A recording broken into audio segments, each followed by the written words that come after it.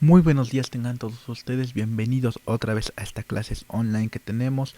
Si nos damos cuenta, ahorita ya hemos avanzado en varios temas. Hemos visto desde lo que son los medios de comunicación masiva, ya también vimos un poquito de lo que viene siendo todo las situaciones democráticas que han existido. Eso también es un poquito de lo que vamos viendo en lo que fue nuestras clases presenciales. Y ahorita lo que vamos a checar ya nada más va a ser el final o otra parte de lo que viene siendo lo que son los medios de comunicación y el impacto que han tenido, ¿verdad? Tanto social como político. Ya habíamos visto un poquito de lo que viene, de lo que había sido todo lo que es la televisión y todo esto de lo que es el periódico, ¿verdad? Pero nos faltaba ver un poquito del radio y seguir ahondando más en este tema, ¿verdad? Vamos a empezar. Acuérdense que estamos en nuestro libro en la página 201 si nos quieren seguir con su libro o si pueden ver bien con todo gusto, pues aquí los dos juntos estamos apoyándonos, ¿verdad? Bien, vamos a empezar aquí en este párrafo que dice en cambio, en cambio, la radio dio un paso adelante, pues dejó de ser un medio de comunicación y reproductor de música. Acuérdense que lo primero que hacía pues era reproducir música principalmente. En ese tiempo no existía el pop, ni existía el reggaetón, ni nada por el estilo. Lo que más hacía era música revolucionaria, los corridos, ahí empezó el cine de oro con el mariachi, etcétera, etcétera, ¿verdad? Bien. Entonces todo esto pues digamos que aunque estuvo también empezó a ser un portavoz para la ciudadanía, como aquí lo comenta, ¿verdad? Acercándose cada vez más a la población, logró que fue posible constatar en las catástrofes durante las cuales su ayuda fue de gran valía, como el sismo de 1985, el sismo que sacudió a todo México, y entonces pues esto ayudó mucho a que la radio fuera el medio de comunicación más amplio que existía, ¿verdad? O que estuviera el más cercano a las personas. Bien, a su vez la radio ha servido mucho en el ámbito rural, pues permite comunicarse a poblaciones que estén alejadas por una distancia considerable. Hay que entender que inclusive hay unas poblaciones rurales que tienen sus propias radios, ¿no? Que tienen sus propias comunicaciones y así pues se pueden ellos comunicar más rápidamente. Eh, Hay algo muy interesante de ver esto en base a la de la televisión, es que la señal de televisión ahorita ya es diferente.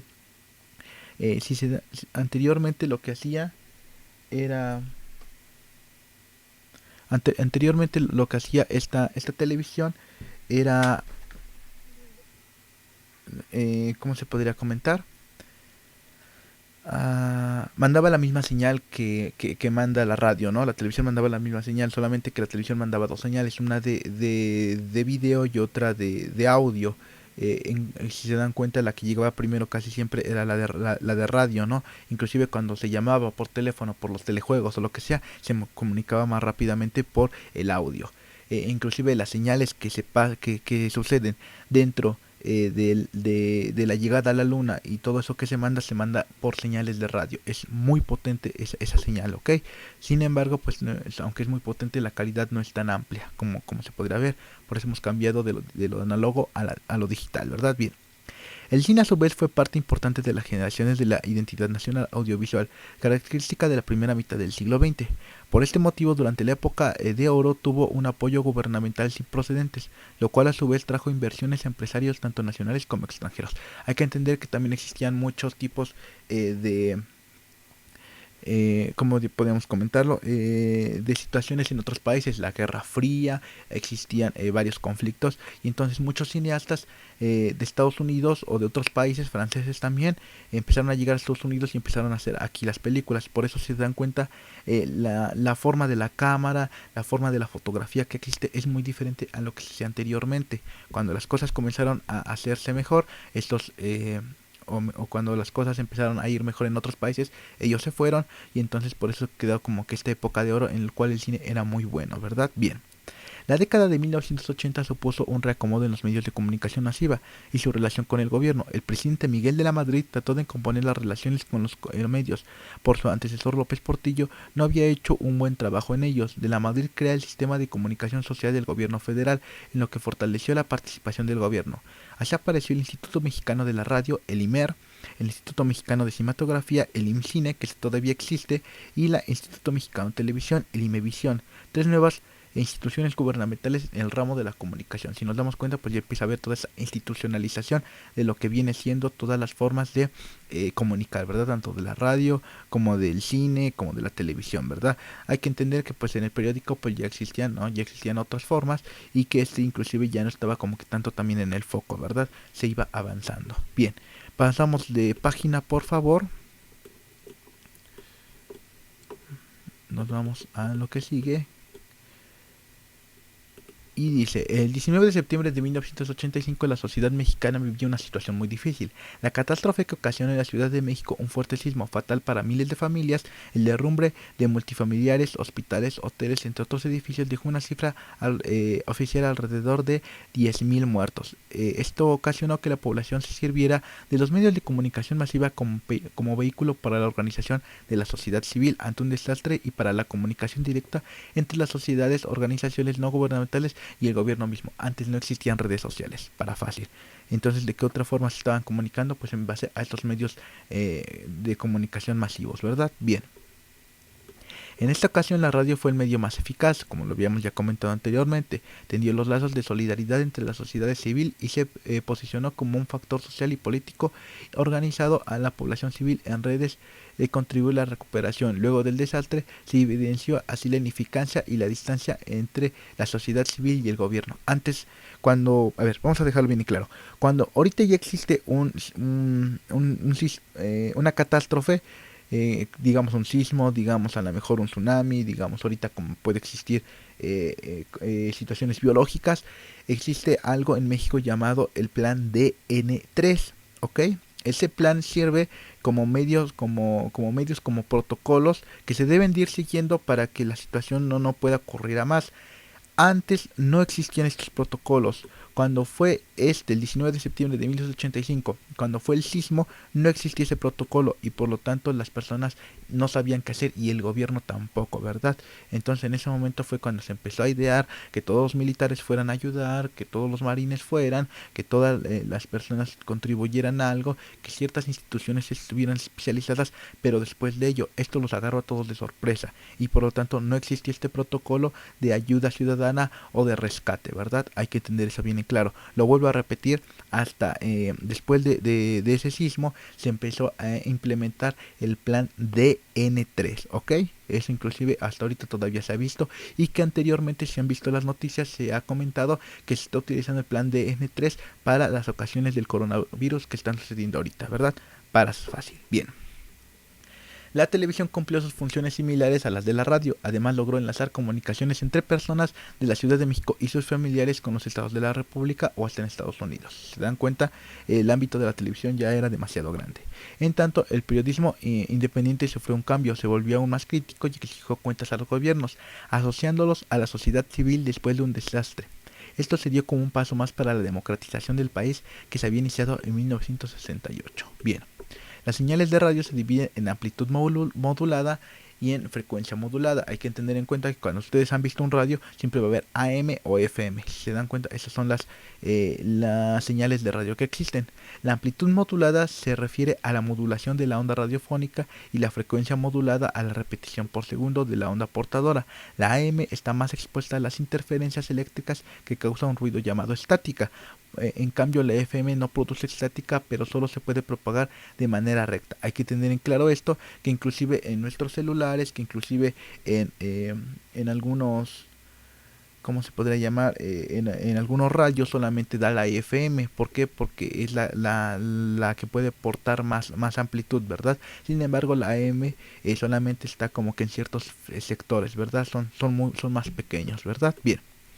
En México, a mediados de 1980, se desarrolló más la FM, lo que les había comentado. En la radio comercial, la AM había sido la preponderante de las décadas anteriores, pero aún así la radio se siguió concentrando en empresas monopolizadoras. Se expandió más en el país en cuanto a la entrada de México a las nuevas tecnologías de comunicación. Esto se dio a partir de 1985 con el lanzamiento de los satélites Morelos 1 y Morelos 2. Se dan cuenta, nosotros también tenemos satélites.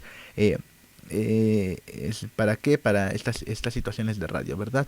Y que inclusive pues tienen el nombre de Morelos 1 y Morelos 2, ¿verdad? Bien, La monopolización y la centralización de los medios de comunicación no contribuyeron a la democratización del país.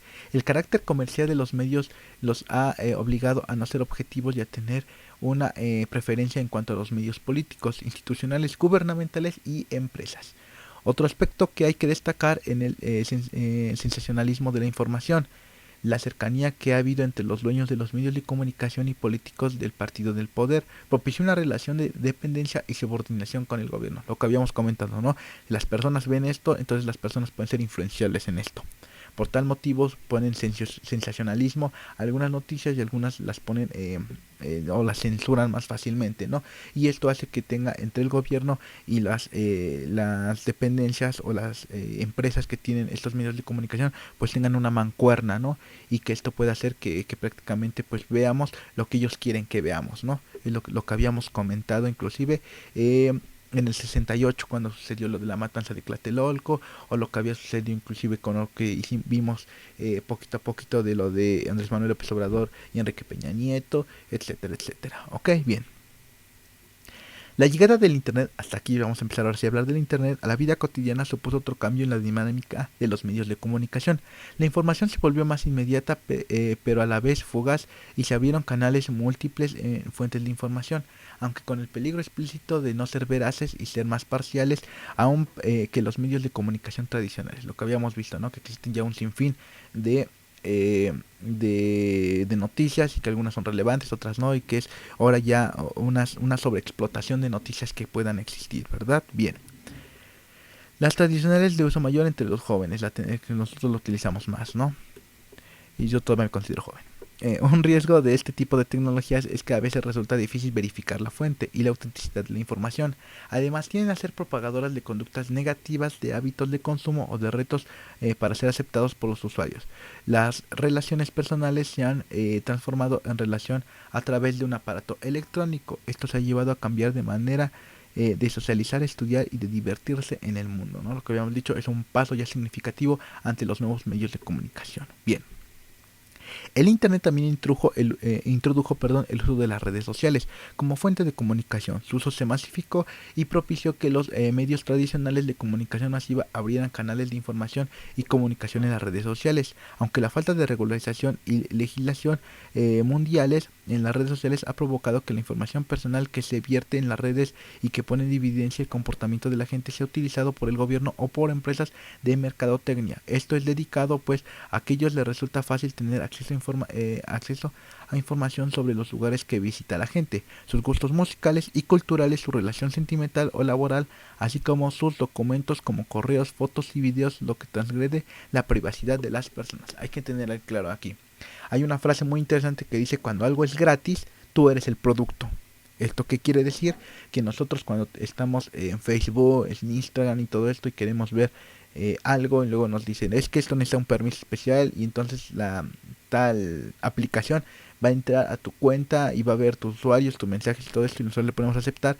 Eso significa que toda esa empresa tiene ya esa información privada y la puede utilizar para mercadotecnia. Principalmente la utilizan para ello, ¿verdad? Aunque hay otras empresas como Cambridge Analytica, que es un tema también muy interesante, de lo cual utilizan en Estados Unidos, utilizó toda la información para hacer un presidente que cumpliera las expectativas de las personas a las cuales le estaba robando la información. ¿Qué presidente fue? Donald Trump. Si quieren saber un poquito más de ese tema, podemos hacer un video o les puedo recomendar algunos para que ustedes puedan checar eso, ¿verdad? Pero la información, como les había comunicado desde un principio, la comunicación es poder, ¿verdad? Y nada más por último, ustedes me van a leer este cachito de información que ya es lo último que vamos a ir hablando de las redes sociales, de algunos medios de comunicación masiva que andan en lo cultural y en situaciones de lo global, y me van a hacer el actívate, ok. Esto por favor me lo mandan en la asignación que estamos poniendo y ahí es donde va a ir, ¿verdad? Ya después vamos a ver lo que es el proceso de construcción de la alternativa política. La alternativa política ya son temas otra vez volviendo a lo que viene siendo más a la política, y ya es una situación más interesante, ¿verdad? Con esto vamos por concluido este tema. Si nos damos cuenta, entonces vimos el impacto social y político de los medios de comunicación. Si vemos algo muy importante e influenciable son los medios de comunicación en nuestra vida diaria, ¿verdad? Ya nada más por último les vuelvo a comentar, me leen este párrafo estos párrafos y me hacen el actívate para que podamos finalizar esta actividad. Espero que les haya gustado. Cualquier duda o comentario ustedes pueden mandarlo y podemos hacer inclusive una sección de preguntas y respuestas para todos los temas, el tema que hemos visto, y que en base a esto, si ustedes tienen alguna duda, pues la puedan comunicar, ¿verdad? Espero que les haya gustado. Nos vemos hasta la próxima.